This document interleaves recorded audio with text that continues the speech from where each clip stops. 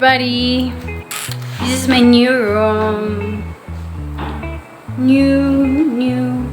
Dati kasi, dun yung ano ko, dun yung mirror. Ngayon, dito na siya. Dito na yung mirror. Nilipat ko. Tapos yung bed ko kasi dito ko dati na. Parang ano ko dito yung ulo ko. Tapos dun yung paa. Ngayon, dito na siya. Pag ganun na. Tapos, ito yung shoes. Kasi hindi na magkasya dun sa ano. Nilipat ko doon. Nagawa ko ng maliit na para doon. Ano lang siya. Tapos, ito. Huwag ko lang ipakita.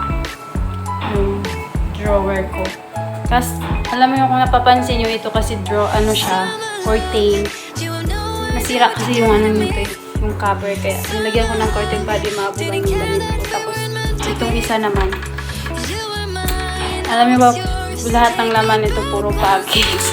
Hindi ko pa napapackage. Lahat ng yan. Ano yan? Shoes, damit. Damit ng bata. Kasi 6 years hindi ako nakapag-package, guys. Hamak nila ng mga pamilagyan. Pero yung iba, lumiliit lang. Kaya, this is my room. Yung room dun sa kabila, kay Cherry, kay Jonah. Tag-isa kami room. Kaya ito. Sobrang lawak ng room namin. Kita mo na si yung mahilig ako sa manika. Tingnan mo naman, meron naman ako manika. Si Potpot. Si Potpot! Si Potpot at saka si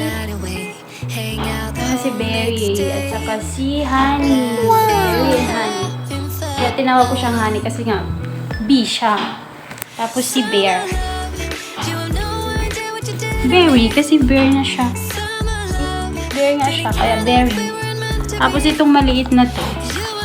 Itong maliit na ano to, regalo ng alaga ko galing nung pumunta siya ng Japan. Pag-uwi niya, binigyan niya ako. Ilan niya ako ng cat.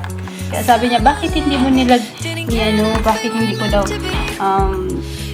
binuksan? Bakit hindi ko daw ilan yung plastic? Sabi ko, baka maabugan, mas better na dyan siya sa loob. yun lang yung ko. Room tour. Maliit lang, di ba? Malamang. Alam niyo dito sa Saudi kasi swerte ka na pag ganito na yung room mo. Yung iba nga natutulog sa Saka malaki kasi dito sa taas. Yung washing machine at saka yung labahan, saka yung planchahan namin. Isang room din siya. Kaya free dito sa loob ng room namin, malawak. So, yun lang. Update ko lang kayo. Thank you. Bye-bye.